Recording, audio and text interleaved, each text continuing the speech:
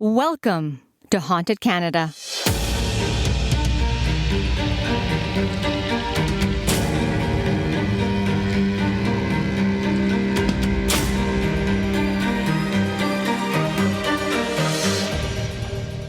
Hi everyone, my name is Nadine, host and creator of Haunted Canada, and welcome to episode 4.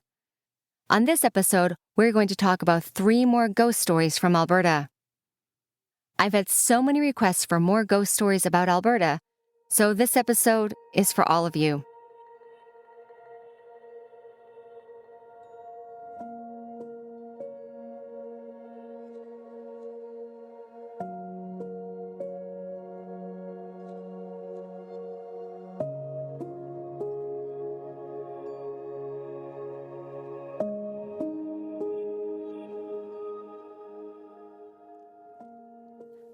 The former home of Drumheller's first dentist and pharmacist, Dr. Robert James Johnston Sr., is believed to be the most haunted house in Drumheller, Alberta. Dr. Johnston died in the garage area on October 10, 1939, under tragic and what many people believe to be mysterious circumstances. The doctor was found dead next to his shotgun, which police later determined had discharged when the doctor was packing for a hunting trip, and labeled it as a tragic accident. Sadly, the family was faced with yet another tragedy just a few years later when Dr. Johnston's teenage daughter, Marjorie, died of a blood infection. Marjorie was buried next to her father in the Drumheller Cemetery. Drumheller is a town within the Red Deer River Valley in the Badlands of east-central Alberta, Canada. The town was named after Samuel Drumheller, who purchased the homestead of Thomas Greentree and had it surveyed into the original Drumheller town site, and then put the lots up for sale in 1911. The area is often referred to as Dinosaur Valley, and it is the site of the very famous Royal Tyrrell Museum. Dinosaur Provincial Park holds 130,000 fossil specimens from the Alberta Badlands, and today, the town has an estimated population of 8,000 people, yet it attracts over 375,000 visitors annually. I personally have been to Drumheller many times with my family, and I highly recommend it. Dr. Robert James Johnston Sr. was originally from Brockton, Iowa, and had moved to Drumheller, Alberta, to practice dentistry. He built the house on 3rd Avenue East in 1885 and lived in it with his wife, son, and daughter. He was a family man, involved in his community, serving on the Board of Trade, the Rotary Club, and was a member of the Masonic Lodge. When Dr. Johnston died, his funeral was attended by hundreds, and his loss was felt throughout the community. Yet it is believed that Dr. Johnston's spirit is still present, and it is known as the most haunted house in Drumheller, Alberta. Today, the current owner of the house has been quoted in local papers saying that he feels completely comfortable in the home and respects and honors the memory of Dr. Johnston by keeping his picture hanging in the living room. Yet it would seem that Dr. Johnston is always making his presence known. Current and former owners would always report hearing footsteps going up and down the staircase when they were home alone, while on other occasions, the figure of a young girl has been seen kneeling in front of an upstairs bedroom window, with her hands clasped together as if she's praying. Many people believe that this is the spirit of Marjorie, who is buried next to her father in the local cemetery. Items have mysteriously been moved only to reappear in the exact same spot just moments later, Lights will often flicker on and off throughout the evenings, and it has been reported that the residents always have a sense or a feeling as if they are never alone in the house. There's even a recording of a spirit saying, "Sit down." While strange events may happen inside the historic Johnston home, the current owner is quoted as saying that he is happy that Dr. Johnston is around, and he feels very comfortable living in Drumheller's most haunted house.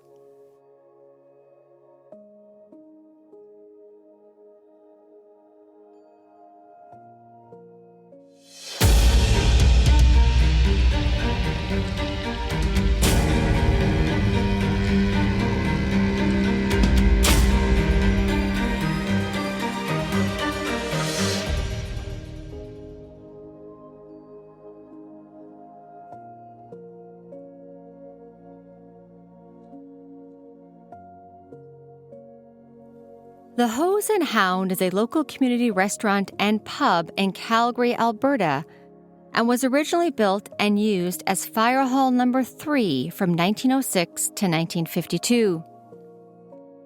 Eventually, the building was not able to house the more modern and bigger fire trucks and the equipment, so a new fire hall was built. The historic building changed hands several times over the years and served a few different purposes, including as a community center, a furniture shop, and eventually just fell into disrepair and was actually being used as a flop house where people would go to sleep and party. By the early 1980s, some new life was pumped into the historic fire hall, and it was completely renovated from top to bottom, and a restaurant was opened. While the building and the community of Inglewood has changed a lot over the years, the haunted history of Fire Hall No. 3 has remained a rich part of Calgary's folklore, with tales of ghosts, hauntings, and a very eccentric fire chief.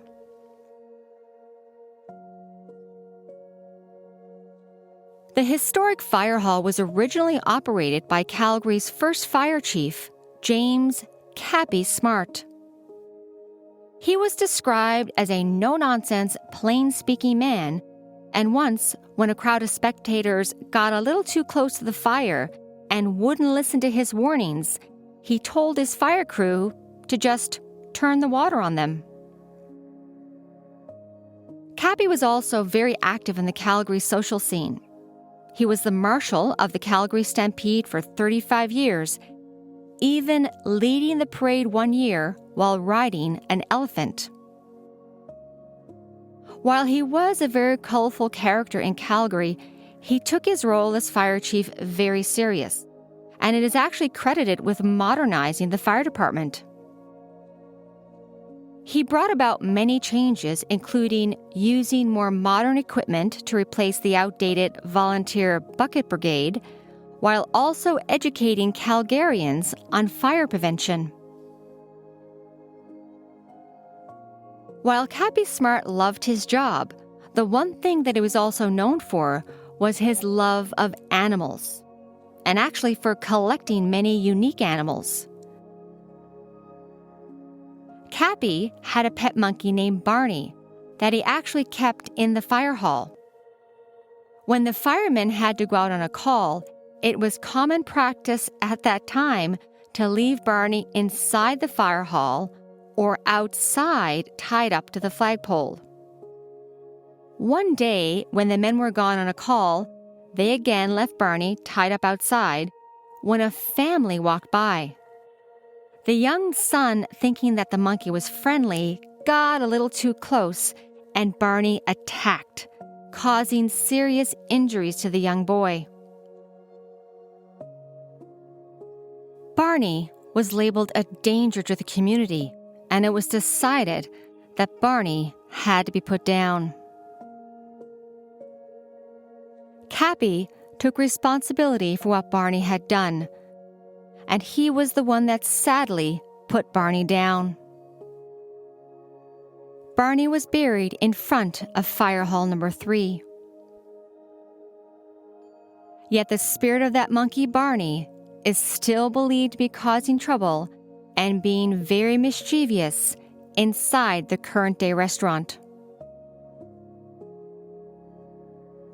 Over the years, staff have reported that when they're in the kitchen, dishes will go flying across the room.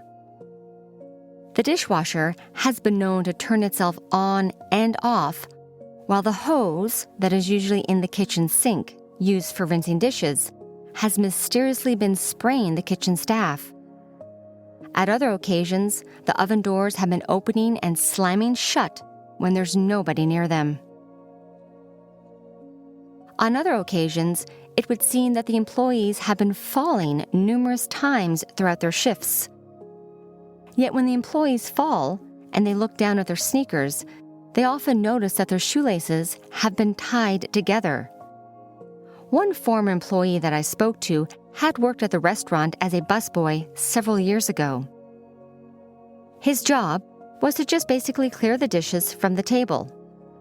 He would retrieve the dirty dishes from the tables, run them back to the kitchen, get them into the sink, and then do the same thing throughout the shift. As he told me, he was constantly in motion. Yet he noticed that on several occasions he was tripping up. And every time he looked down, he noticed that his shoelaces had been tied together. For one shift in particular, he counted that his shoelaces had been tied together over 10 different times. When the busy busboy told his coworkers what was happening to him, they all just laughed, telling him not to worry, that it was just the monkey, Barney, causing trouble again. While the hose and the Hound has had a very interesting and eclectic history, it is believed that the spirit of the eccentric fire chief and his monkey Barney are still roaming around the pub today, causing havoc and playing pranks on staff and visitors.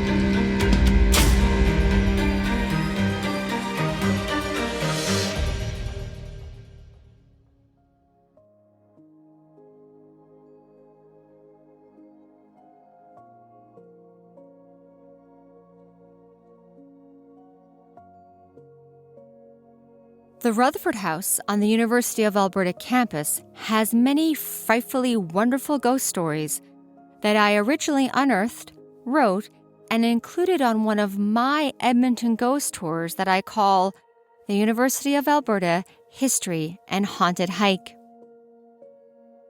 The historic home is the location of two particular spirits. One is of a woman that many staff believe to be Mrs. Rutherford herself, and the other spirit is that of a little boy that is often seen and heard running throughout the second floor of the home. The Rutherford House, built in the Edwardian style, is located on the University of Alberta campus overlooking the North Saskatchewan River, and it has a first-class view of the river valley and downtown Edmonton. The red brick house was built in 1911 by Alexander Cameron Rutherford, who was the first premier of Alberta in 1905. Rutherford was lured out west and settled in Strathcona as Edmonton's population was just exploding, as many adventure seekers were passing through Edmonton on their way up north to the Klondike Gold Rush. Rutherford was a lawyer by trade, and he set up a law practice in Strathcona and got involved in local politics. While he was the first premier of Alberta in 1905, Rutherford was only premier for 5 short years, when in 1910, like most politicians, he resigned because of a political scandal. The house became a museum and a provincial historic site in 1973, and today is a place for people to visit, and it often hosts community events and weddings. For many years, I did try to inquire about any ghost stories or hauntings at the Rutherford house, but it seemed that nobody really wanted to divulge any of their spooky happenings. However, I believe in patience, and this all changed about 10 years ago when I was invited by a board member to host a Halloween event where we would explore the campus on my ghost tour, and then we would venture inside and explore the Rutherford house. These tours were a huge success, getting people inside the heritage home, and also resulted in me hearing dozens of new ghost stories about the house and the campus. The first ghostly story from the Rutherford house always seems to happen in the second-floor bedroom of Mr. and Mrs. Rutherford. It was told to me by many former employees that when they were working at the house in the daytime, that they would always hear noises and movement coming from the Rutherford's bedroom, as if someone was walking around and dragging furniture across the floor. When staff would go up to the bedroom to see where the noise was coming from, they would always find the bedroom empty. But they would always notice that the brushes and the combs that were always kept on the bureau by the bedroom door were now moved back over to the night table next to the side of the bed. What makes this so strange is that when Mrs. Rutherford lived in that house, she would have beautiful brushes and combs, and she always kept them on her night table next to the side of the bed where she slept. When the house was turned into a living museum, the brushes and the combs were kept on the bureau by the bedroom door.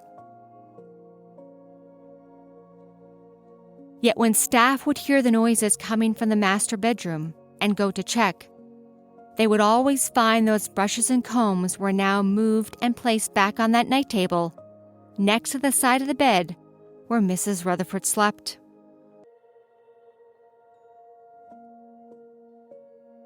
Another ghostly spirit at the Rutherford house is that of a young boy aged 8 or 9 that is often seen and heard running throughout the second floor of the home. Many staff and volunteers have told me that when they're in the house in the daytime, that they can often hear the sounds of a small child running on the second floor of the historic home. Employees will go upstairs to investigate to see where this noise is coming from. They say that when they get to the second floor landing, out of the corner of their eye, they can often catch a glimpse of a small boy, aged 8 or 9, dressed in 1920s attire, running from room to room. Employees will then check every room, every closet, every nook and cranny. But no child is ever found. While other staff have recounted hearing the sounds of a ball bouncing at the top of the grand staircase, only to then hear that ball bouncing down the grand staircase and landing in the front foyer. Staff and volunteers will go to the staircase to investigate, to see where this ball is. Yet as soon as they get into the front hallway, the sound of the ball bouncing stops, and no ball is ever found. While these encounters leave many employees shaken, never wanting to be alone in the historic home, other employees seem unfazed and just simply shrug it off, saying, don't worry about it. It's just a little boy. He's playing with us." So the mystery or the question becomes, where did the spirit of the young child come from? Because I know for a fact that no child ever died inside the Rutherford house. Well, a few years ago, I was filming inside the Rutherford house with a TV show that I was working with at the time called Creepy Canada. And we brought in a local psychic, Anna. And it's this local psychic who believes that the young boy's spirit was somehow attached to a chest of drawers, an armoire that is in the second-story bedroom. It's believed that when they were preparing the house to be a museum and they were bringing in a lot of furniture to put in the different rooms, that the young boy's spirit was somehow attached to that piece of furniture, that chest of drawers that was brought into the house and placed in that second-floor bedroom. And that is how that young boy's spirit now resides inside the Rutherford house. That second-story bedroom today is actually decorated as a boy's bedroom. And many visitors to the home will tell me that when they're inside that bedroom, that they will feel a sudden drop in the temperature, and that the room always becomes freezing cold.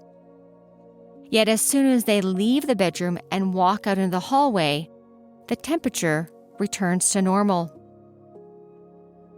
Everyone that has worked or volunteered at the Rutherford house over the years still tell me their own personal stories of the many strange and creepy things that happened inside that historic home. And they all firmly believe that it is the spirit of Mrs. Rutherford and the spirit of that young boy that are still wandering throughout the historic home, still to this day.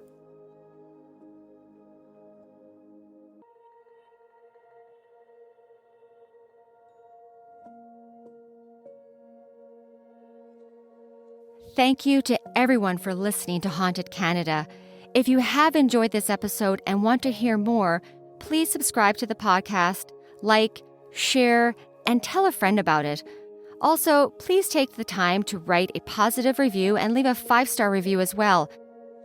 If you have your own ghost story, true crime, or cold case, or something that you'd like for us to cover on Haunted Canada, please visit us and email us through our website at hauntedcanada.com. And if you're ever in Edmonton, Alberta, and you'd like to go on one of my award-winning ghost tours, please check us out at edmontonghosttours.com. Keep listening. I'm working on episode 5, which is going to be another unsolved murder that happened right here in Alberta. Thank you, everyone, and stay safe.